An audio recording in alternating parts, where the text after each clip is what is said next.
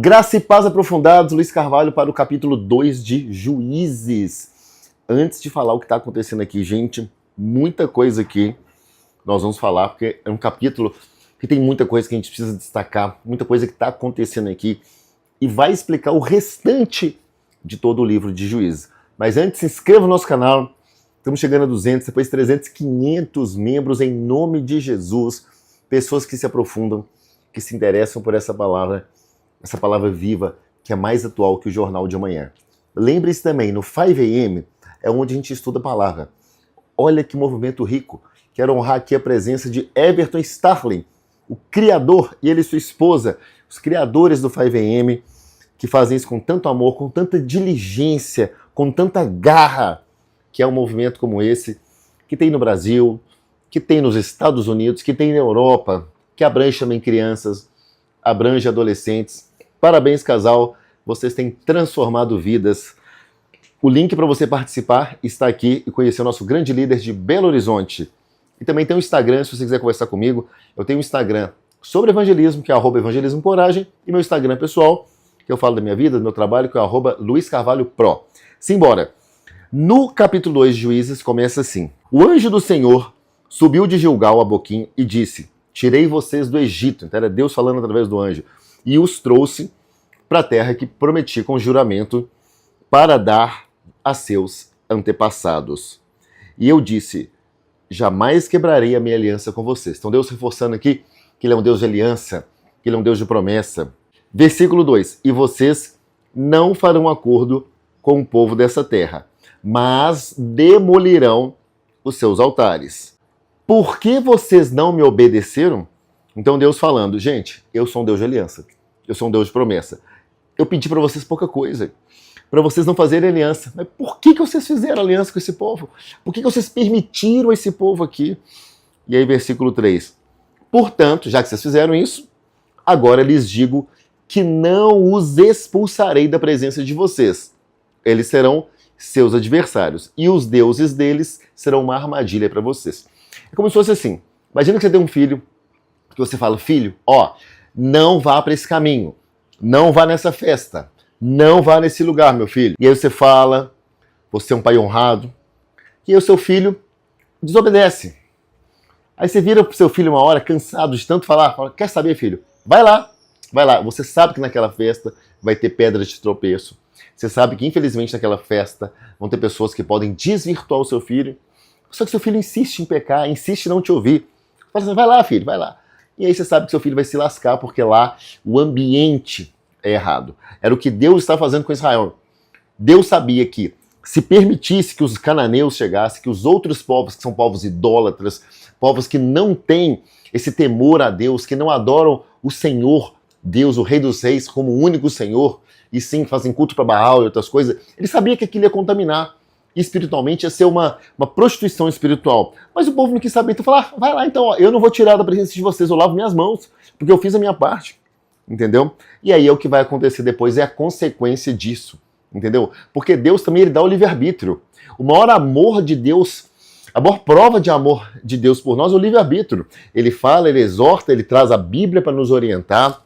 Ele fala de todas as formas. Todos os profetas, a gente viu agora Jeremias, o tanto que Jeremias foi usado por Deus para avisar.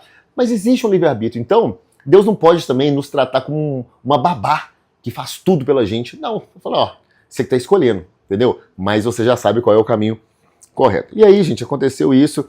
E aí depois a gente vai ver aqui, na sequência do capítulo 2, sobre a desobediência e a derrota aqui, que começa a aparecer em Juízes 2. Versículo 8.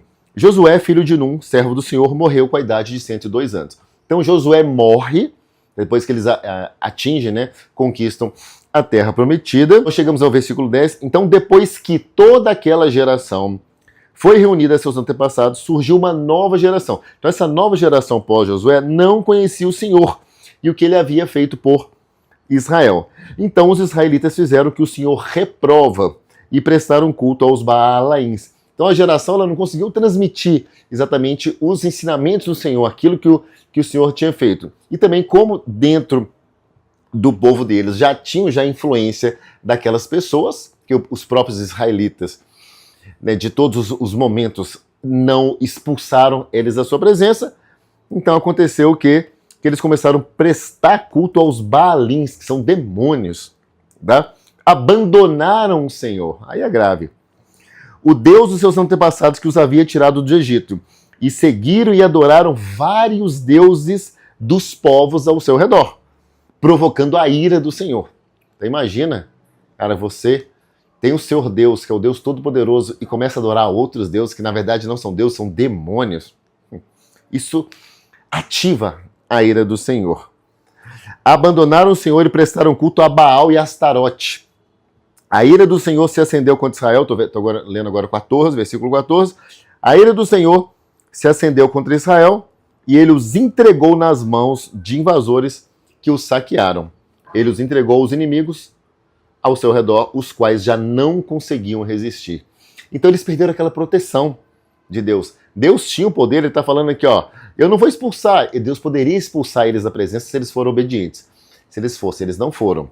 E aí eles perderam essa proteção e ativaram ainda a ira do Senhor. Aí eles começaram a ter derrota sobre derrota. É como se você saísse com seu carro na rua, totalmente bêbado, dirigindo em alta velocidade, com seu carro sem seguro. Desse jeito, completamente vulnerável, completamente passivo de ter acidentes, derrotas e perdas. Foi o que aconteceu. Eles não escutaram e aí perderam a presença do Senhor. Versículo 16. Então o Senhor, só que o Senhor é misericordioso. O Senhor dá chance. Olha que Deus maravilhoso. Então o Senhor levantou juízes que os libertaram das mãos daqueles que os atacavam. Eles desobedeceram, eles foram errados, pecadores. E aí Deus falou, quer saber, vou levantar juízes, pessoas para ajudar esse povo. Levantou. Mesmo assim, eles não quiseram ouvir os juízes. Antes se prostituíram com outros deuses e os adoravam. E aí no versículo 18 diz assim, olha que interessante. Sempre que o Senhor lhes levantava um juiz, ele estava com o juiz. O Senhor estava com o juiz. Ele levantava e levava a presença com o juiz. E o salvava das mãos dos seus inimigos enquanto o juiz vivia. Então o juiz tinha essa unção, tinha essa presença, tinha essa proteção, carregava ali o Espírito do Senhor. Pois o Senhor tinha misericórdia por causa dos gemidos deles diante dos que oprimiam e os afligiam. Versículo 19. Mas quando o juiz morria, o povo voltava a caminhos ainda piores do que os caminhos dos seus antepassados, seguindo outros deuses, prestando-lhes culto e adorando-os. E aí, o resultado disso, gente, derrota sobre derrota. Está tudo registrado aqui. Então que nós possamos entender que quando a gente adora outro Deus, a gente está dando poder na nossa vida para outro Deus. E hoje, quais são os outros deuses na nossa vida? Celular, baladas, bebidas, artistas, pessoas que são desse mundo, pessoas que não têm poder a Deus, até mesmo o seu trabalho em excesso, qualquer outra coisa que tira o dinheiro, qualquer coisa que tira o nosso coração do Senhor como a grande prioridade da nossa vida, está sendo outros deuses. Um dia eu estava escutando um podcast do Thiago Brunet com aquele pastor Licurgo, um pastor muito usado, muito culto, e ele estava falando assim, um cristão hoje que não tem como o cristianismo como a sua grande prioridade, como a coisa mais importante da sua vida, não é cristão. Não pode ser considerado um cristão. E você? Para você, Jesus é prioridade na sua vida? Você tem colocado Jesus número 1 na sua vida? Você tem orado, jejuado, lido essa palavra todos os dias, feito aquilo que o Senhor lhe designou? Você tem sido obediente? Vamos orar? Pai, em nome de Jesus, que possamos ser obedientes, Pai. Obedientes à Tua palavra. Obedientes àquilo que o Senhor tem para a nossa vida, Pai. Que nós não nos desviemos, mas possamos seguir somente o Senhor, somente a Tua palavra, Paizinho.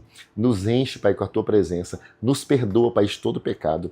Nos perdoa, Pai, de todo desvio. Nos perdoe, Pai, de todo movimento de adoração a outros deuses, aquilo que nos tira da Tua presença, aquilo que nos tira, Pai, da Tua graça, Pai. Tenha misericórdia de nós, Senhor. Nos perdoe, Pai. Muito obrigado, Senhor, por esse dia, por esse vídeo, pela nossa vida, Pai. Te agradecemos por sermos cristãos. Nos agradecemos, Pai, pela sua salvação, Pai. E que ela se mantenha conosco até o final dos tempos. Que a Tua palavra diz, aquele que perseverar até o fim será salvo. Nós tomamos isso, Pai, como uma verdade para a nossa vida. Em nome de Jesus. Amém.